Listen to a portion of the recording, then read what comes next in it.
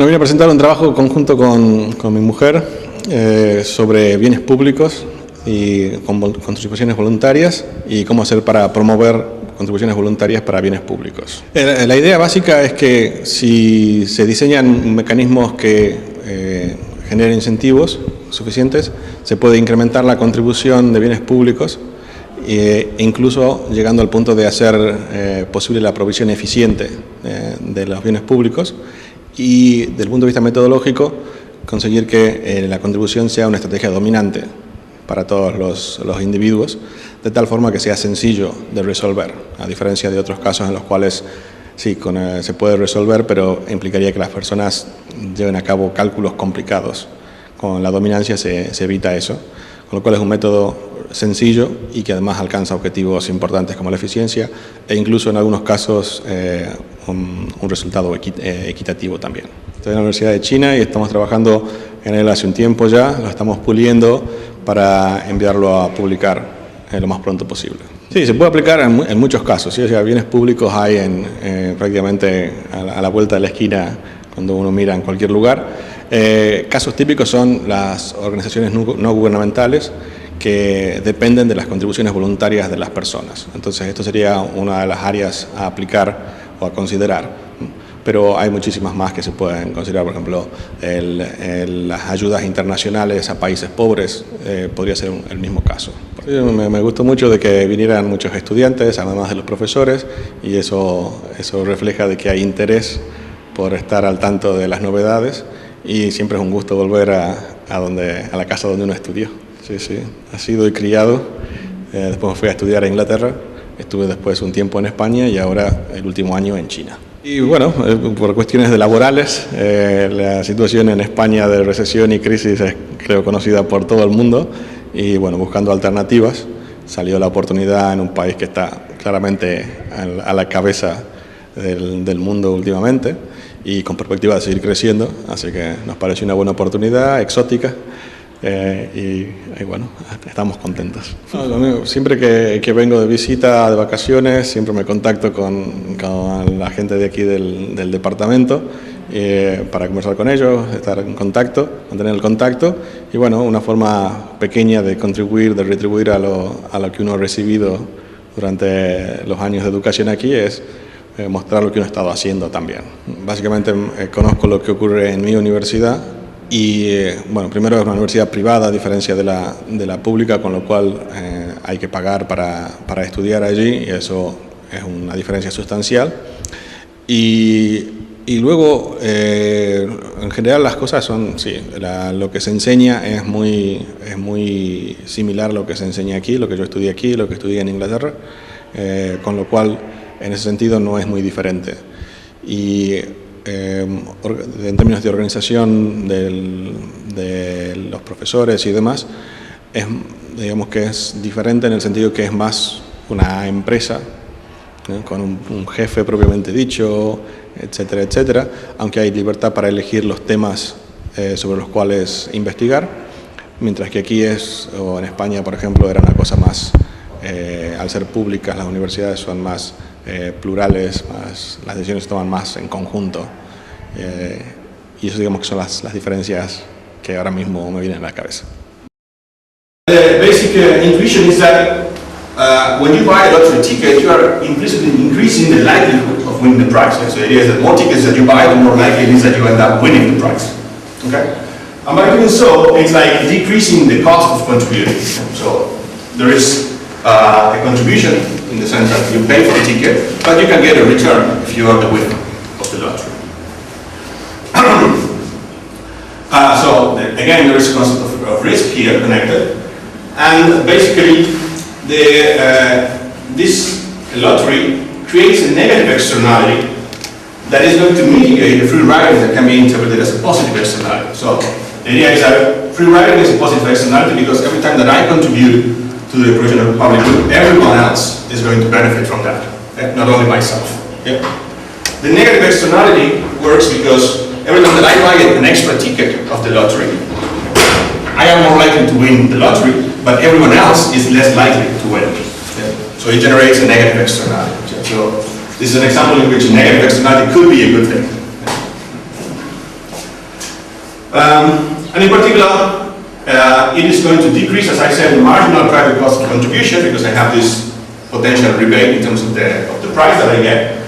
Although we're going to show that the marginal private benefit is not going to change. So the gap between the two is going to be decreased by this.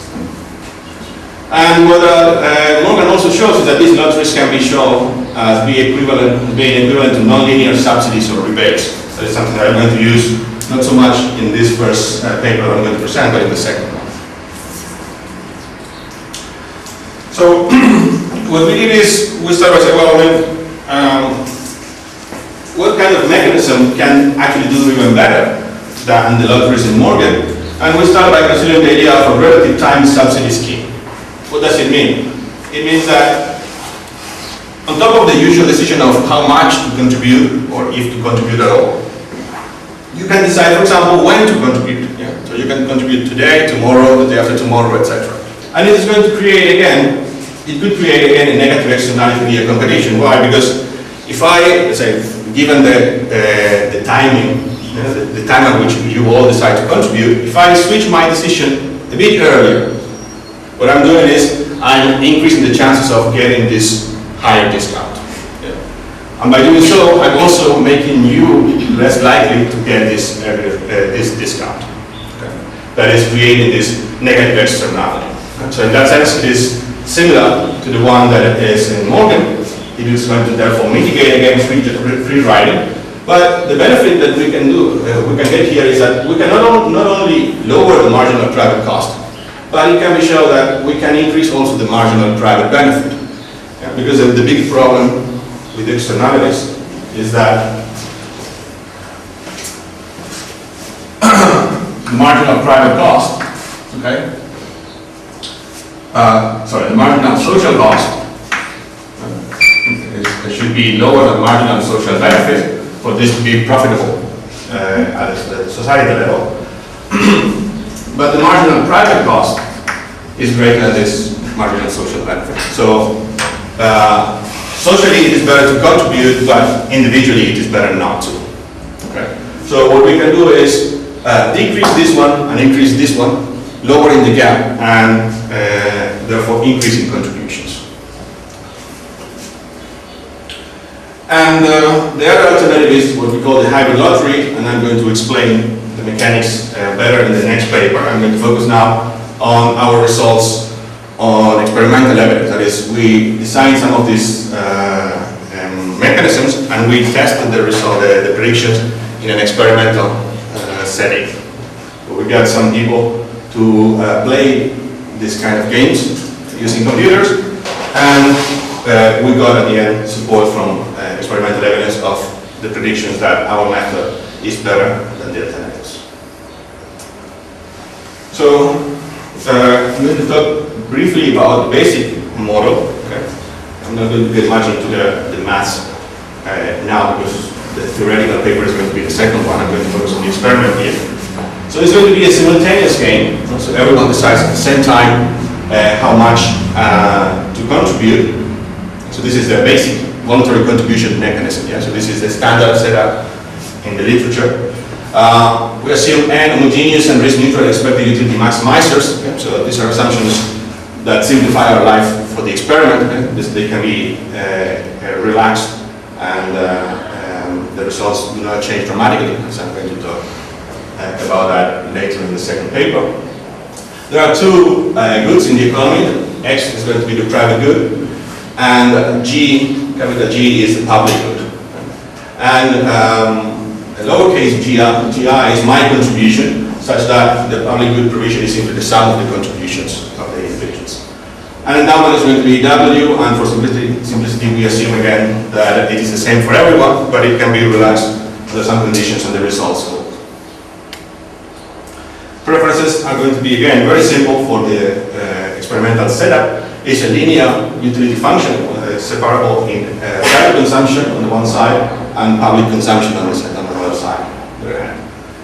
And the key parameter here, one of the key parameters here, is this gamma, which is a coefficient that is between 1 over n and 1, and it is called in the experimental literature the marginal per capita return. It simply says, basically, how much okay, the individual values an extra unit of the public good in terms of utility. It transforms public good provision or consumption into utility, basically.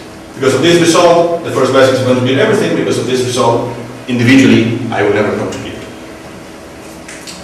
And actually, it is a strictly dominant strategy, okay, not to contribute at all.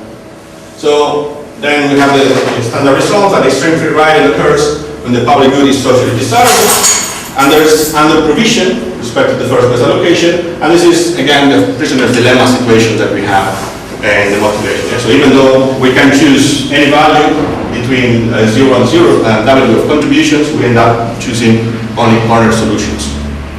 What we do is, as I said, we add an extra dimension, which is the timing of contributions. That is, not only they have to decide how much to contribute, if at all, but also when to do it. And this is a costless action. That is, it doesn't cost actually to contribute now or later. Okay.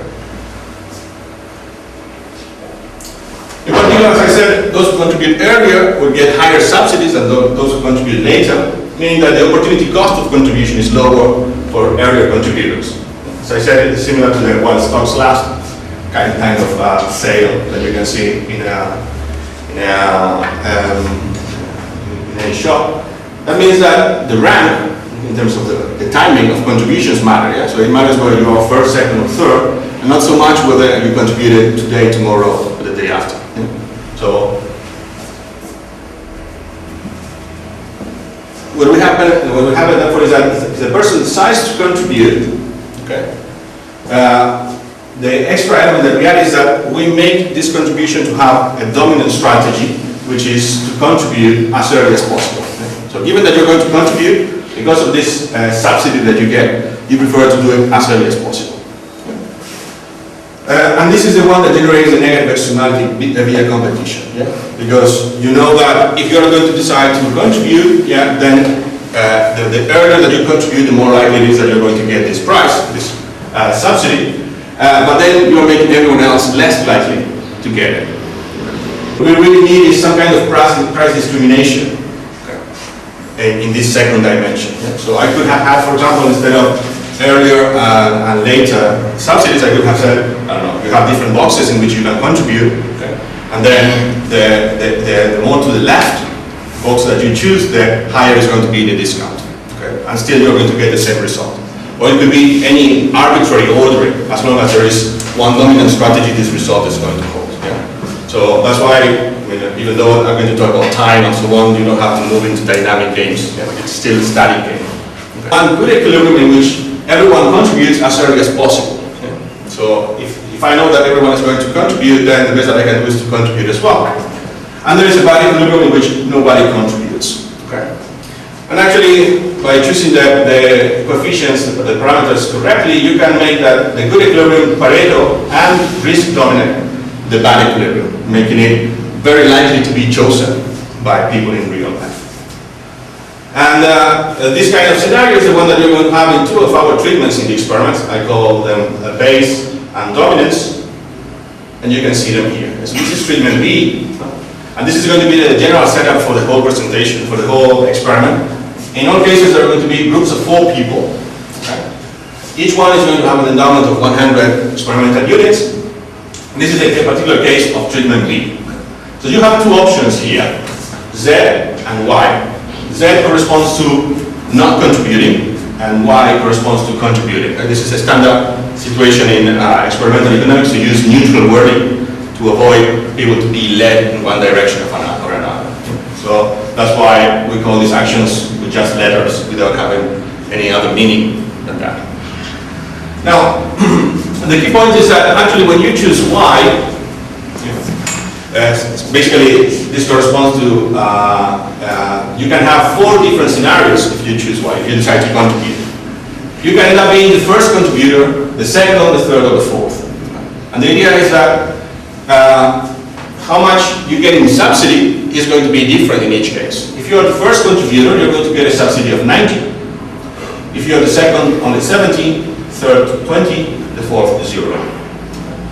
Such that what we have in this table is the payoffs of the role player, and in each cell and the columns are the contributions of everyone else in the group.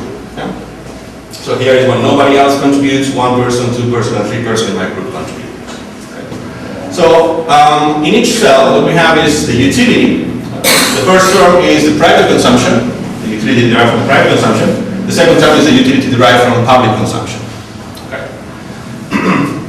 So in the case that I don't contribute, what happens is that I always consume all my endowment privately.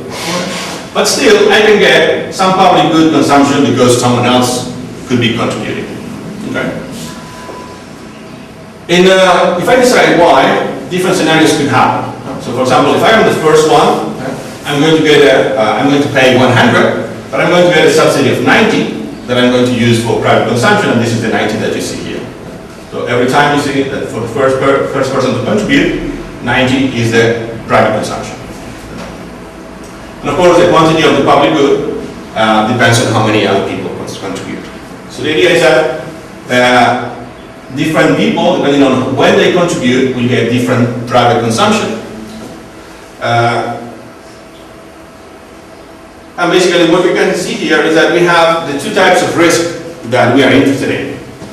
We have what we call exogenous risk, because indeed, different people will get, for sure, different payoffs in terms of private consumption. Some people will get 90 in terms of contributors, the other person is going to be 70, 20, etc.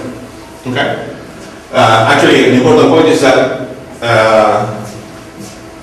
if 2 people contribute at the same time, okay, there's going to be a lottery that randomly is going to allocate one person as the first one and the other person as the second one. Yeah? So there is no possibility for tie. So we force them to face this risk. Okay? So even if everyone contributes in the first period, which is what we would expect, okay, some people are going to get 90 and the other person is going to get 0. Okay?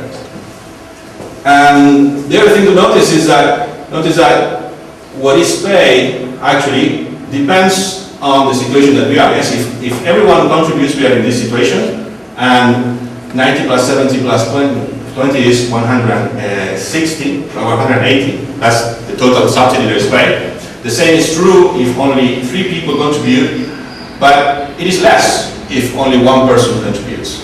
160, and even less if only 1. So that's something that is going to be important later on, which is that the total payment is going to be different in each scenario.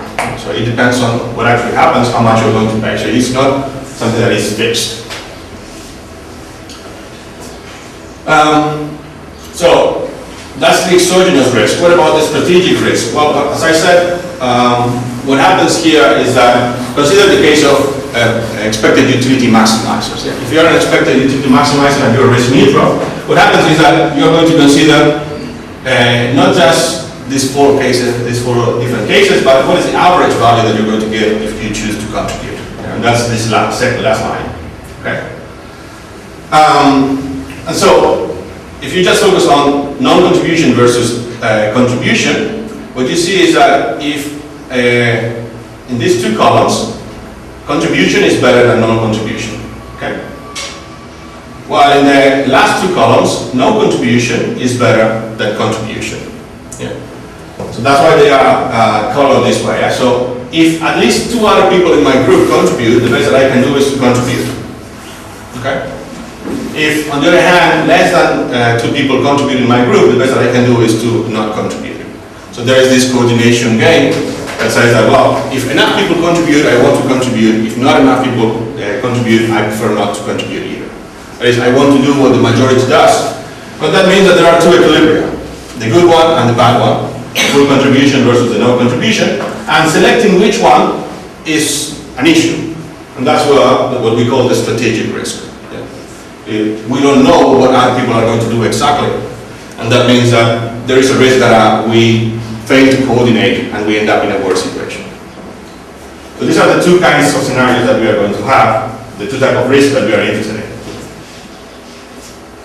Oh, before I get there, well, not much it is. And the idea is that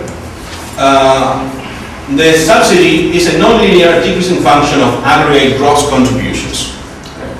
In particular, for this example, what we have is basically the treatment, what we call treatment A, which is Okay, we eliminate this exogenous risk and we just focus on the two lines that I mentioned before. Okay, no contribution versus contribution. Yeah? So the average treatment that we call, or A treatment, is just ignoring these four lines. Okay, so in this case, unlike the previous one, if, for example, everyone contributes, then everyone gets a subsidy of 45. Okay? While in case B, there was for sure, if everyone contributed, someone that got 90, others 70, other 20, and someone 0. Okay? So in treatment B, there is this exogenous risk, while in treatment A, there is none. Okay? However, the endogenous risk remains, yeah? Because it's still the case that if enough people contribute, I want to contribute, and if not enough people contribute, I don't want to. Okay. And so what you can see is that basically, if nobody contributes, I have a very large subsidy, 90. Everyone gets a 90. Then if one person contributes, everyone gets 80. Then 60. Then 45. So as contributions increase from right to left, the subsidy decreases. And that's exactly what we say here. Decrease in function of gross contributions. To complete the analysis, we have two other treatments that we call D and C. D, which is called dominant, okay?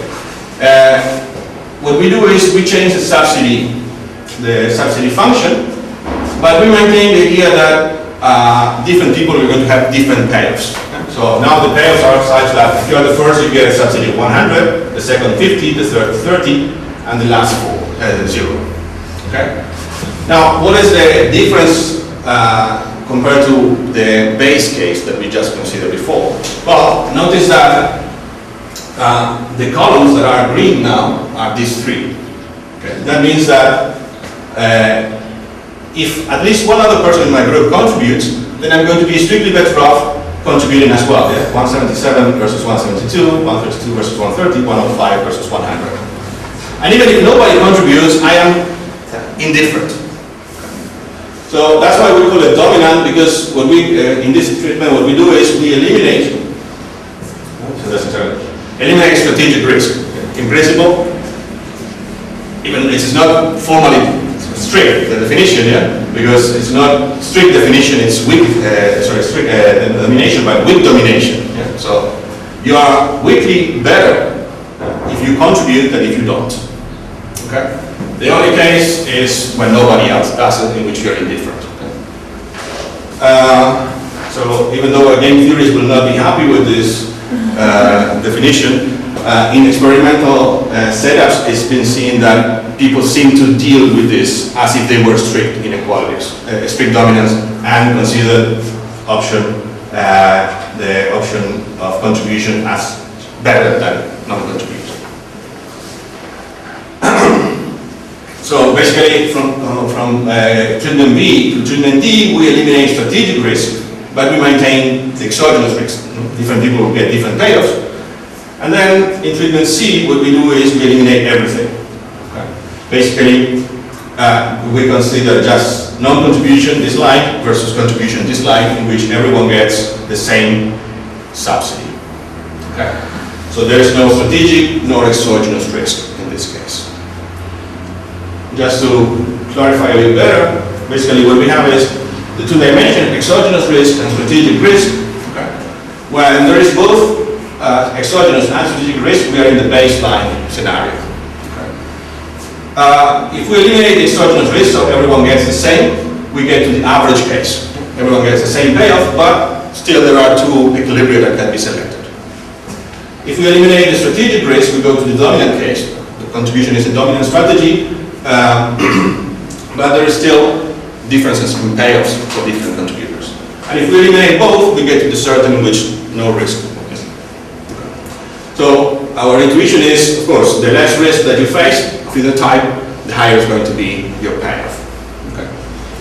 So we would expect that certain should dominate dominant and average, and then dominant and average should dominate base. And the relationship between these two is not clear. So that should be determined by the data. That's the basic setup. So in terms of the experimental design, what we had is we had 6 sessions, one with each treatment, the 4 that I mentioned plus 2 more that I'm going to show you in the next slide. In each session, the people play these kind of games for 12 rounds. There were 24 participants per session, and there was random matching, meaning that, remember that they were grouped in groups of 4 people. Okay? So the idea is that in round 1, you were matched with 3 other people. In round 2, you're going to be matched with 3 other people, but could or could not be the same that you played with in the previous round. Okay? The idea of doing this is that in this way, what you can do is eliminate this kind of reputation effects that you would have if you play with the same people all the time, or signaling effects that could be important. So the idea that here is like having 12 different observations. And as I said, there is neutral wording to avoid leading people to play in an even way. As I said, each player has 100 experimental units that have to allocate to 2 possible activities, Y or Z, interpreted as contributions or no contributions. Okay. And in some treatments, they also have to choose when to make the gross contributions. As I said, there are going to be 4 possible times in which you can make your contributions, period 1, 2, 3, and 4. And the difference between the treatments is the subsidy function used in each one of them. So basically what we have is that the first scenario is the standard voluntary contribution mechanism. Yeah? We want to compare our method to the standard mechanism. So this is the benchmark, and basically we restrict the options of the individuals to these 5 options. You can contribute 0, 10, 30, 80, or 100. Why? Well, because in the base case, remember the subsidies that we paid were 90, 70, 20, and 0. Okay. Now, if you get a subsidy of 90, that means that your net contribution is actually 10 out of your 100. If you get a subsidy of 30, that means that you actually contribute to the public good 30, and so on and so forth. Okay.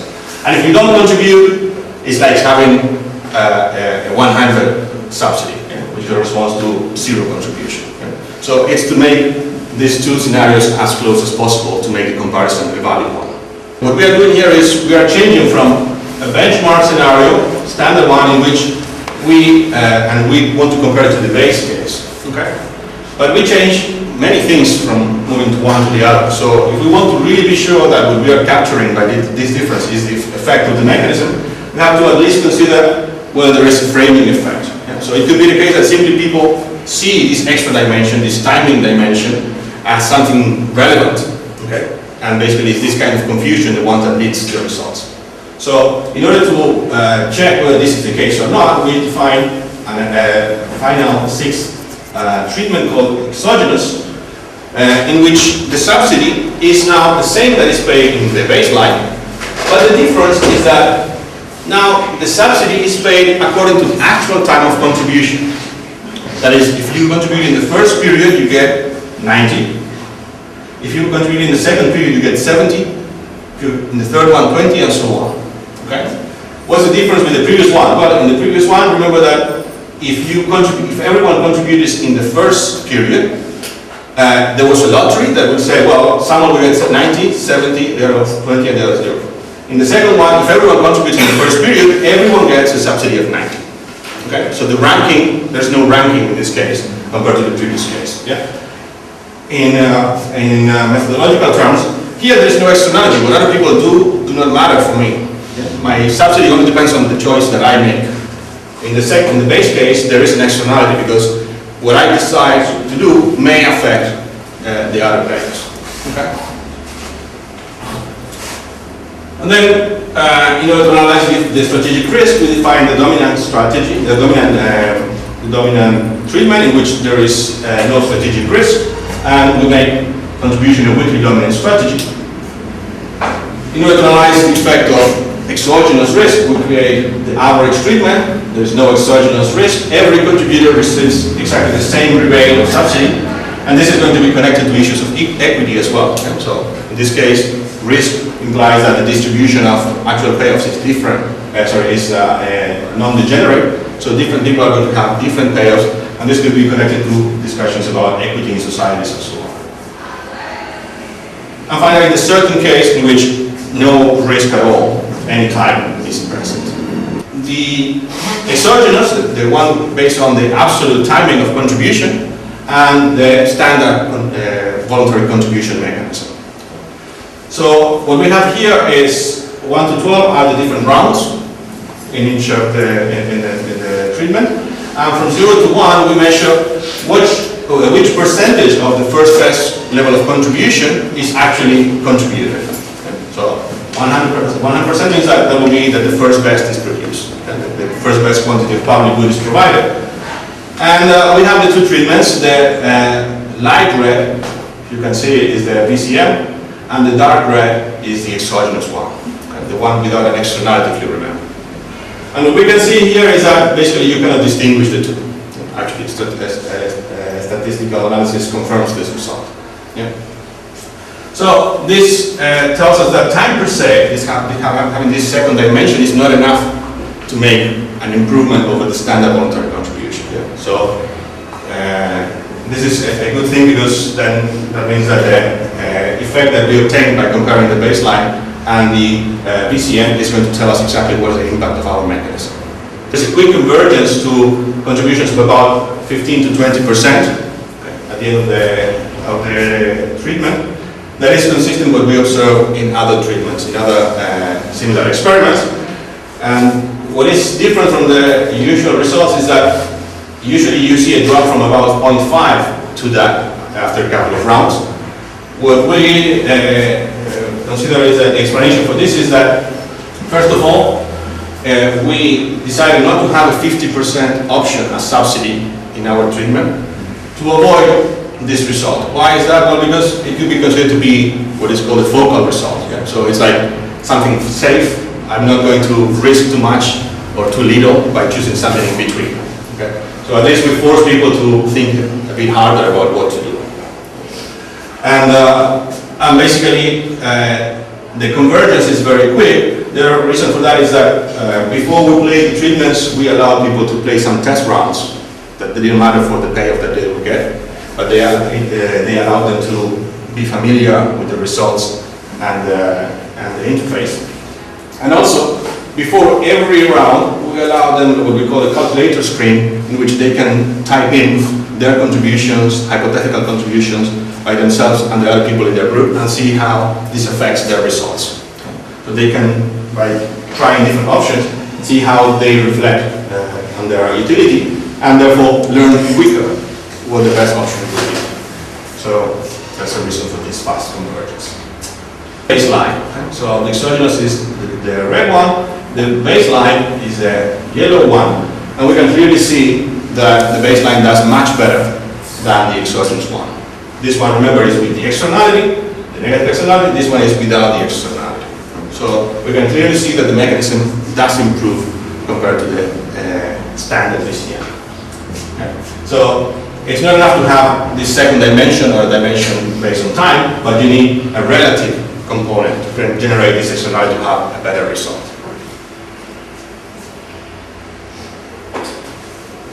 Then we compare the baseline and the dominant case, in which we eliminate the strategic risk.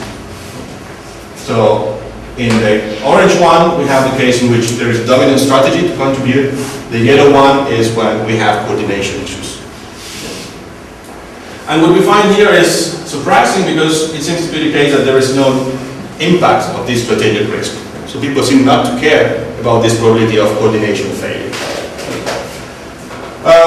We don't know for sure what is the explanation for this, but one possibility that we think is that there could be other goals for people.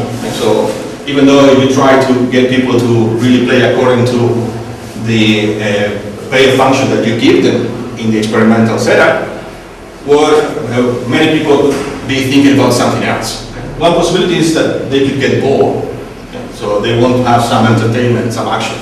And this is especially the case in the dominant case, because the dominant strategy means that you should always choose the contribution option. If you play 12 rounds and you always play the dominant strategy, it could get a bit boring, and it might be one of the reasons why people do not play optimally in that case. Another possibility is that sometimes we are not tasked for either, which is there are some cognitive constraints. For example, some people get confused, do not really realize that one strategy dominates the other, and therefore they just play as if there was some kind of risk in their choice, and therefore try to balance gains and losses or whatever, and therefore again they contribute less than they should. Basically, the green line is what we call the hybrid line, the hybrid lottery. The yellow one is the relative time subsidy scheme. So what we have is that the hybrid lottery seems to be better than the relative time subsidy scheme. And the final comparison is between the hybrid lottery in setting A, in treatment A, which is the light green, and the one in treatment C. And the difference, remember, is that in A there is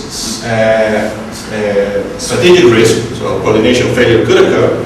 In a certain case, there is no risk at all. Okay. And again, this is similar to the case, the comparison between B and D that we had before. Strategic risk seem not to be important for people, which is surprising, but still an interesting result.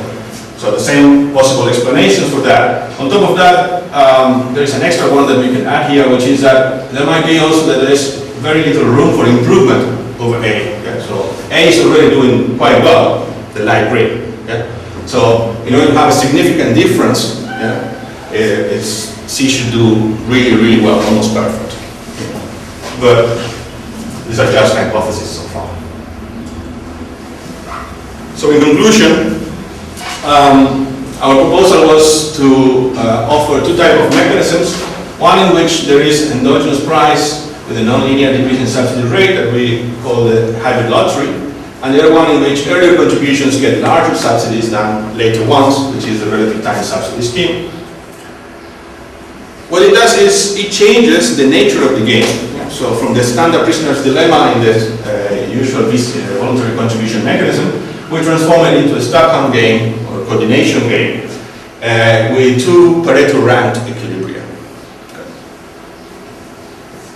What we find is that if properly designed, the good equilibrium can then be selected. Further, we can get that contribution can be the weakly dominant strategy, as in cases D and C. And again, the mechanism can even be equitable, like in cases A and C, that is in the hybrid lotteries when everyone gets exactly the same amount. So combining everything, it seems to be the case that case C is the best option among. Our experimental results confirm that our mechanism is better than the DCM. We are surprised with the result that people dislike exogenous, we're not surprised that people having a dislike for exogenous risk or disliking inequity, but we are surprised by the fact that they do not seem to care about strategic risk. And we have some ideas of why this will be, but no certainty yet. Bueno, le agradecemos entonces a Miguel.